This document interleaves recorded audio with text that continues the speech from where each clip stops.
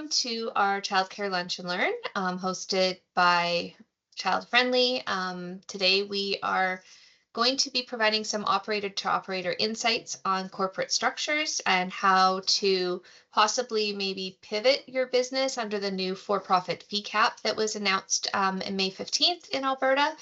This has been definitely a hot topic and something that I know has filled my inbox up recently and Ray's as well. We've done several different webinars and different chats around this topic in the last couple weeks. Today we're going to go through kind of just the overall differences between nonprofits and for-profits, and Ray's going to talk to you in depth about maybe restructuring and what that would look like for your center. And then we'll take lots of questions. We can have a bit of an open discussion at the end. But I am very grateful today to be able to welcome Ray Luachuk, who is one of our board members for the association, but is also a childcare operator and the founder of Blue Chip Wealth Management, which is kind of the hat that he's wearing today to talk to you. And like I said, today we're talking specifically about structuring your business, understanding which corporate structure will be the best for you. We will touch a little bit on some of the features in Child Friendly that kind of relate to this topic. But yeah, that's pretty much it for me today. I'm going to pass it over to Ray. I know that is why people are here, is to hear his insight and give you all of the answers to these questions that you have. So thank you so much, Ray. Hey, thank you so much, Crystal. So the corporate structures that we're talking about, I actually have personal experience besides being a advisor for businesses, consultant, is that I own two childcare operations. One is for-profit, one is not for-profit. And so I can speak fairly confidently on what you're going to see with the registration. So most of ACE members are for-profit structure, and up until recently, you were able to get the affordability grant funding for your center, and that's been cut off. So the for-profit it's pretty straightforward. You have owners of the company, which are the shareholders, and profits can be distributed however the owners, which become the directors of the corporation, deem that they want to send out any surpluses or profits of the corporation. There's no restrictions on how that goes out.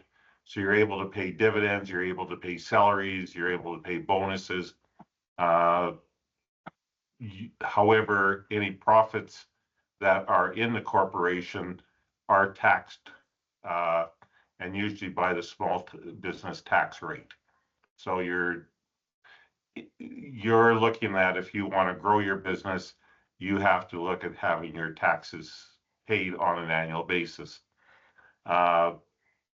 There's normally less grants and subsidies that are limited for you to receive. On the past, it's been easier to get grants and specific ones that are for not-for-profit only.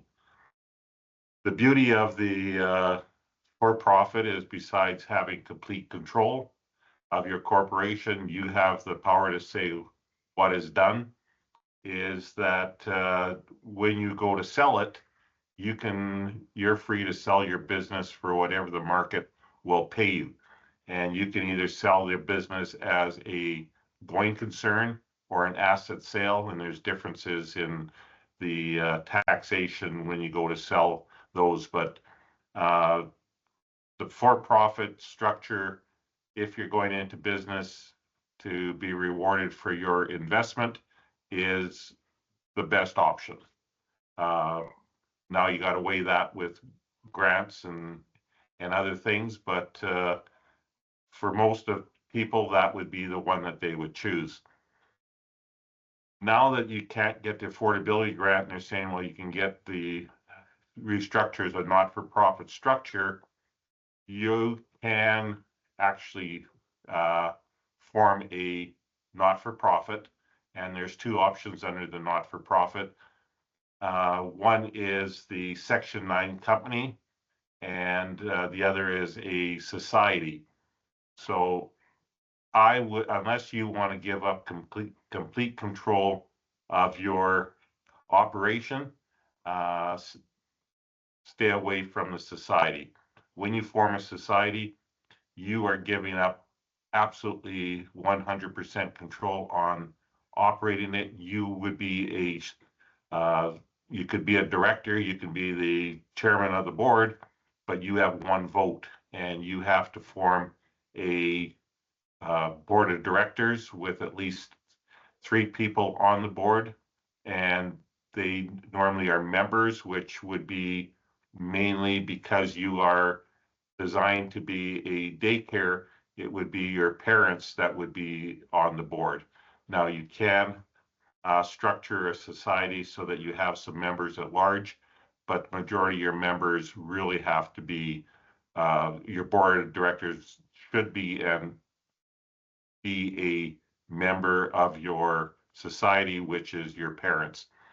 The Section 9 corporation is similar to a private corporation, except it's a not-for-profit.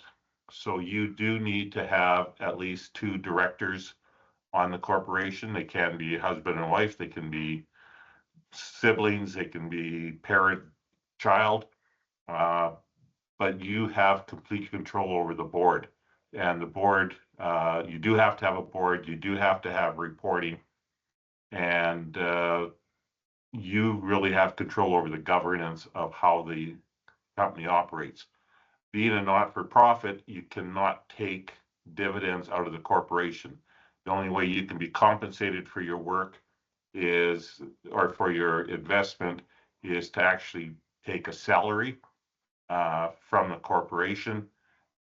The difference in taxation between a corporation and are dividends coming from and the salary really doesn't amount to much of a difference when you get the money back in your personal hands. The only difference is that you do have to pay CPP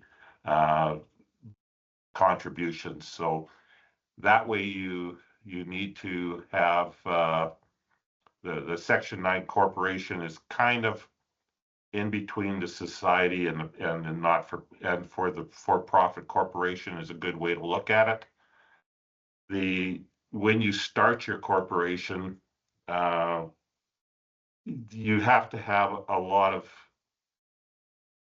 governance, and it has to be a formal, it just can't be a back of a napkin type of thing. There is bylaws that you have to put in. There has to be a purpose of why you're setting up either the society or a Section 9. There is a purpose, and usually the Section 9 is for corporation, more corporate type of entities, and is commonly used for childcare, education, and community facilities. Both of the corporations, the society and the Section 9, can own assets, and there is a limited liability protection for directors. However, if you're setting up any corporation, you should have a director's insurance on there, especially if they're not tied.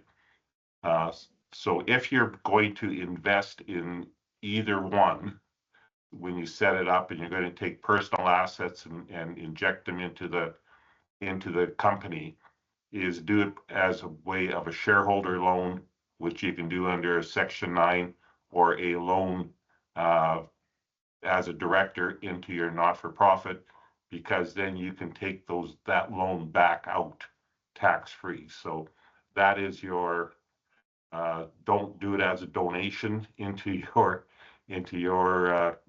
company or your not-for-profit, is do it by way of a loan going into it.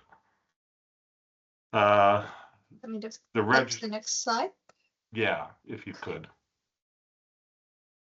So in summary, the for-profit structure allows private private profit and greater control over finances, but fewer grants. Nonprofits require profits reinvested and have significant funding opportunities, but stricter oversight. Section 9, nonprofits, you need a minimum of 2 directors. You need formal governance, and you have to have a purpose and bylaws all set up. Societies are more community driven, and they're a little bit easier to manage and not as much governance and controls over it. A lot of the is the only province that has a Section 9 corporation that is allowed. So it is unique in Alberta. My thoughts is that if you want to control your business, is a Section 9 corporation as a not-for-profit. There is the ability to sell your shares that you have in the not-for-profit. You can't sell the assets of the corporation. If you go to sell it, you have to have a disbursement in your bylaws that if the company folds up, what happens to the assets, and it has to go either to a government or another not-for-profit. However, somebody could come along and offer you money for your shares so that they could have the ability to take those salaries out of the corporation if they're running it. Society is, forget about trying to sell anything. There is nothing to sell because there is no shares to sell in a society. That's about wraps it up. That was great. Lots of information. I know right now one of the things that we've talked about on some of our other webinars and a lot of questions that we've had from operators is what do you do now that the space cap has been hit, and you might be in different phases of construction or different phases of opening your center with the intention of doing it as a for-profit corporation. So I think before we can kind of move on to the next little bit here, we should maybe just cover a little bit of options for that, because and we can talk about this in the questions at the end too, but some things to consider around these choices is that we have an agreement with the federal government in Alberta for the $10 a day or the Canada-wide Early Learning and Childcare program that essentially expires in March. We don't know what's coming after that in March, but I would suggest that if you are just starting construction, that these timelines and that March date may play a factor in what you do decide to do too, and that there might not be as much urgency to kind of flip the model of your center just yet.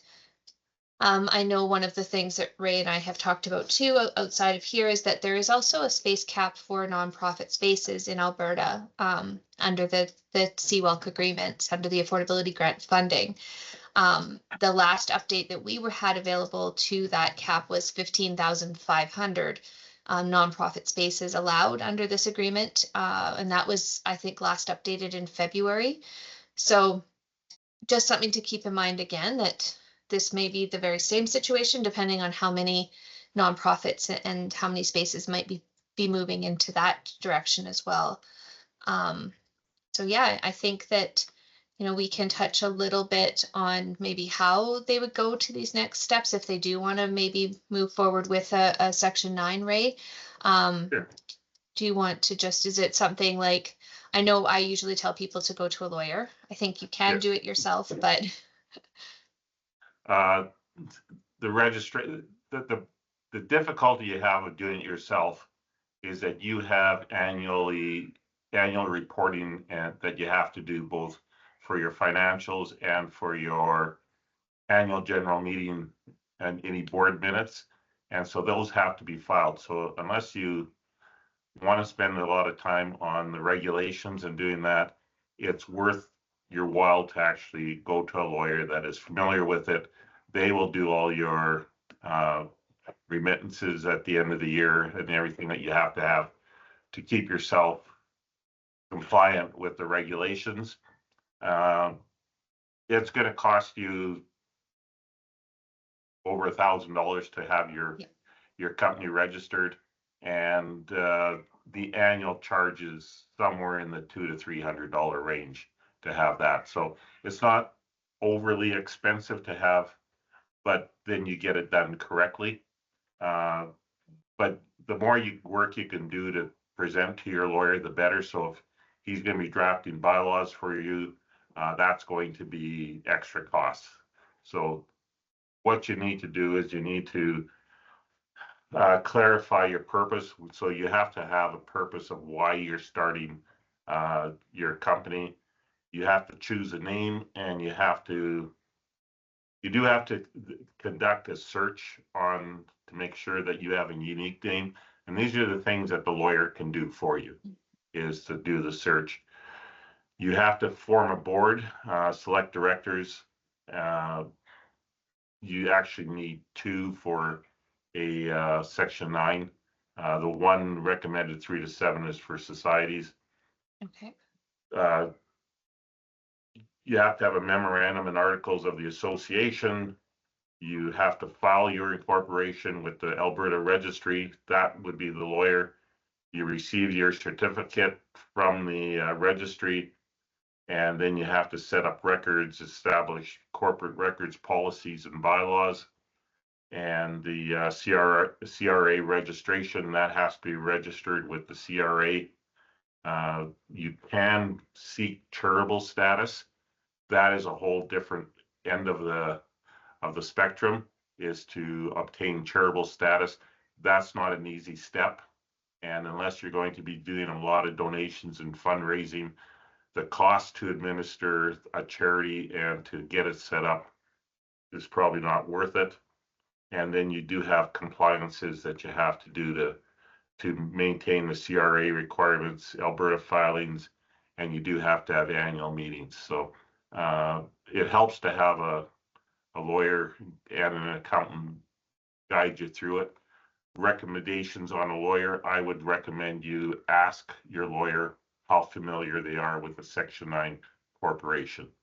If they're not familiar with a Section 9 corporation or a society, if that's the route you want to go, is that I would find a different lawyer. Don't be their guinea pig, especially now if you have to change your corporation because you've made an application and you got told that you couldn't get the affordability grant. I would find a lawyer that could speed it up for you through the whole process. Mm-hmm. Yeah, it's not as quick as going to a registry and getting a for-profit corporation. No. So it can take months, right?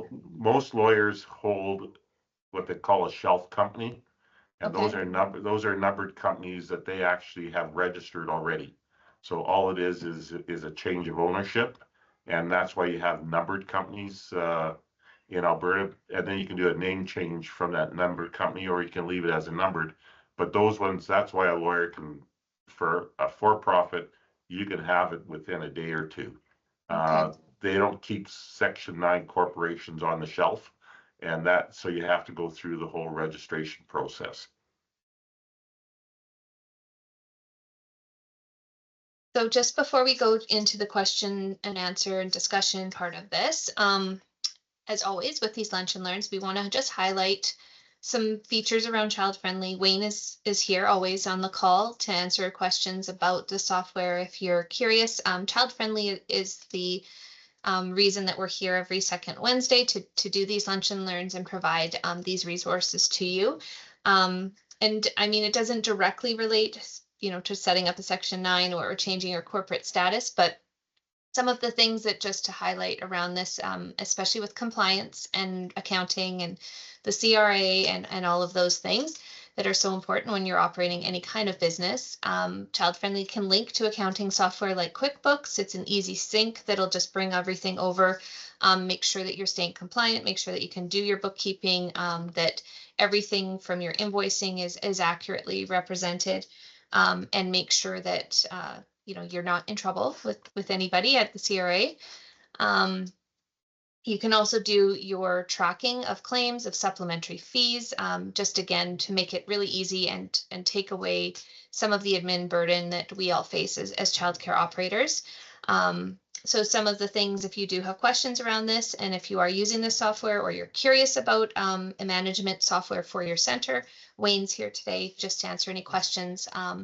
And with that, we can just go right into the question and answer period. If anybody has any questions around their own situation with the Section 9, if they are, if you are one of the centers that was planning on opening as a for-profit and are suddenly kind of stuck and not really sure what you're going to do, this is a great opportunity raised here to answer questions. You're more than welcome to put your hand up or turn your microphone on and ask anything that you'd like.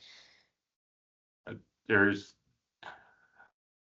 the proofread the slides all you want on my oh my gosh, I didn't.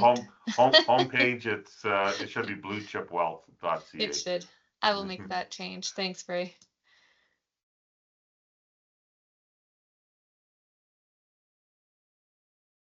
Does anybody have any questions around this? Do we want to maybe go to just a general, Ray, what are some of the questions that we had at our last webinar? Was there anything that kind of stuck with you that seems to be something people are feeling, is really a big deal for them right now, or something that they want more answers around? Well, one question was, can you switch a not-for-profit to a profit corporation later? No, you can't. It has to stay registered as that. What you can do is you can the for-profit can purchase the assets, kind of, sort of, but you could buy that, you could sell the assets, and then but what you're going to have for the money coming out is not much, and it has to be donated to somebody, so the purchase price could be a lot lower, but then you would have to apply for a completely different license through licensing. So you can't transfer a license from a not-for-profit to a for-profit, is basically what it is. So okay, that's important, because we know from the past it's not so easy just to necessarily swing your license from for-profit spaces to non-profit spaces or back and forth. And we don't really know what the political landscape will be for our next agreements after March too. So I know that a lot of people have kind of thought, well, we'll just quickly switch to a Section 9 and open, and then we'll flip it back when we can. But like you were just saying, it's not super easy, and it's not a guarantee that you would get spaces under whatever program we're in come right. April 1st, right? Yeah, so you're really taking over a space, and if you have done the leaseholds normally aren't worth anything unless people can use them. Okay. Furniture, you certainly can sell it. You kind of have to watch yourself also, that to make sure that you're paying market price for your assets and that your disbursement goes somewhere. So you could always have the government regulators, and especially CRA, that has to pass the smell test, because that's really what you're doing is you're taking the funds that you didn't pay tax on it, and you're distributing it to yourself personally or through a for-profit corporation, and that's not the intent of a not-for-profit corporation. So Right. That's a good point. So, the beauty of Mike, could I ask a question just when you're done? Right? Sure. No, go ahead. Okay, so sorry, I had a little trouble getting on earlier, so you might have talked about some of this already, but so just kind of the general question of a not-for-profit. We're looking at some possibilities of expanding, in particular in partnership maybe with some church locations, and doing that as a not-for-profit. But we're looking or thinking about two things. One is our intellectual property we would kind of bring to that organization, so charging some form of management fee, maybe from our whether it's a holdco or our other operation, to facilitate setting up and so on. And so on the management fee, are there is 5% of revenue, or is there sort of a reasonable number somewhere? Do you have any experience with that? And then the second part is just a director in a not-for-profit. Generally, they cannot draw a salary, right? That's just whatever expenses paid, and if you have a meeting, those sorts of things, or what kind of compensation can a director expect out of a not-for-profit? Well, a board of directors actually can get paid. So that's your first question, is a director usually has to do work for the company. Paid a director, there can be a small payment to a board of director, even on a society, or if that's allowed within your bylaws. But it is a salary. It's not a tax-free payment to those directors. So it is treated, even when you're on a board of directors of a for-profit corporation, and they pay you compensation to be on the board, it comes in the form of salary, and you have to pay income tax on it. I mean, you can have them doing something in there and paying the directors a salary. For a management fee, depending on your for-profit management corporation, is that if you're charging a management fee, your not-for-profit corporation has to pay. That's an invoice that GST has to be paid on. So if you're running a for-profit daycare that is revenue is GST exempt, you pay GST on or you receive GST on revenue, you don't get to claim that back and offset your so you're really paying the 5% tax on your management fee. So if you're going to take it out personally, then you've paid the 5% GST plus your income tax on yourself personally. So if you have a management company that is not, majority of revenue is not from, that's not GST exempt, it can work. But if you're looking at, because you're operating a bunch of daycares, and those daycares are GST exempt revenue, you don't have the ability to claim back that GST payment. Okay, thanks. Well, some really good points to consider. Yeah, so management fees normally aren't when you're running a for-profit, not-for-profit, and you're trying to get money from one to the other, management fees aren't necessarily the right angle to go at. Mm-hmm.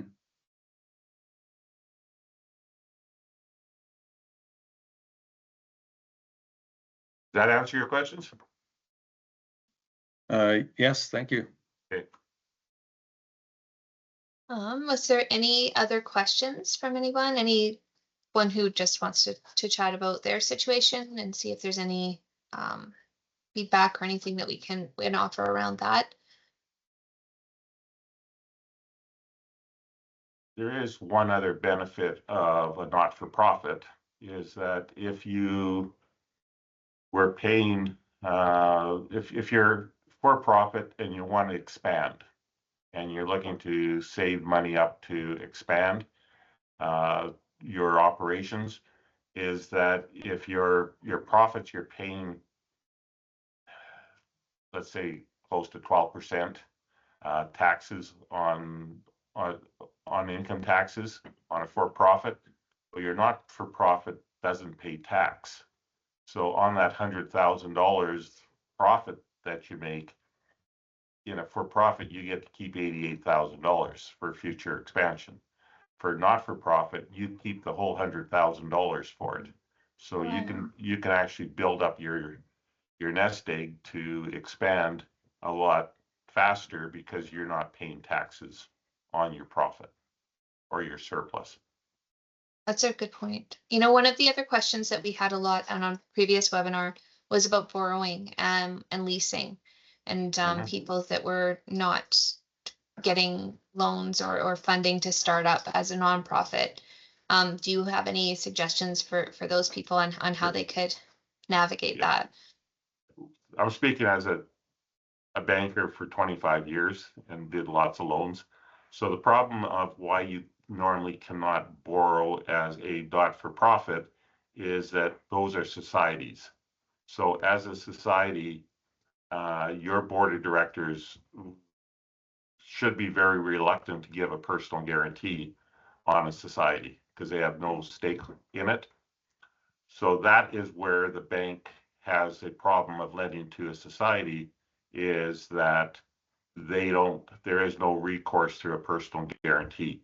Under a Section 9 corporation, because you have the control, you can give a personal guarantee more willingly for that. And that, as long as you give the personal guarantee to the bank, there's really no concern on the bank whether it's a Section 9 corporation or a for-profit corporation.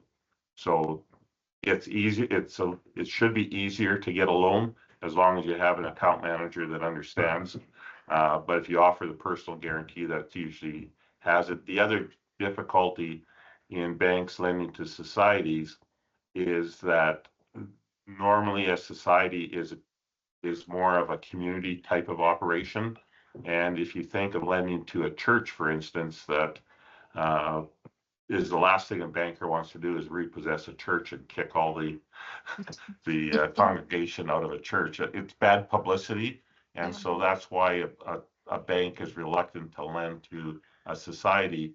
Is that if what's the recourse of taking over and seizing the assets and kicking people out of their operation, is that publicly it's a nightmare for the bank, and they don't want to get into that. Same reason they don't want to lend money to a 80-year-old person is that if they're going to go after them for not repaying the loan, the newspaper gets hold that the bank is forcing an 80-year-old out of their house. They're a little reluctant to have that kind of publicity in the paper. Yeah, makes sense.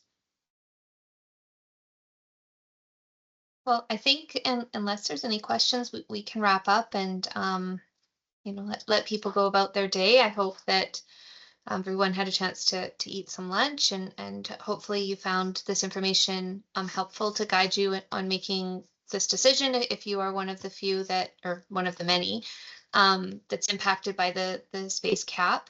Again, if you're a new center or you're kind of looking at something different, making some changes around your management of your systems and everything, I would suggest reaching out to Wayne, reaching out to ChildFriendly, and going for a demo to see kind of what they can offer. ChildFriendly is Alberta regulations compliant. There are reporting options in ChildFriendly to help with the supplementary fees, and lots of different things that are very specific to our Alberta childcare operators. Wayne, do you have anything that you want to add before we wrap up? Not much, but yeah, we will send a follow-up email and provide Crystal and Ray's contact. And yeah, if you guys have any additional questions, feel free to send us a message. Thank you. Sure. And we're back for another Lunch and Learn on the 25th. I can't believe it's already going to the end of June, but if there's ever any topics or anything you'd like to see in these Lunch and Learns, reach out to us and we will add it to our list, and happy to put something together to make sure that you feel supported and that you have those kind of operator to operator topics covered for you. So I hope everyone has a great rest of your week. Thank you so much, Ray, for sharing your time and all your knowledge with us, and for Wayne for joining us again. We'll see everybody back here in 2 weeks. See you guys. Thank you. Bye. Bye.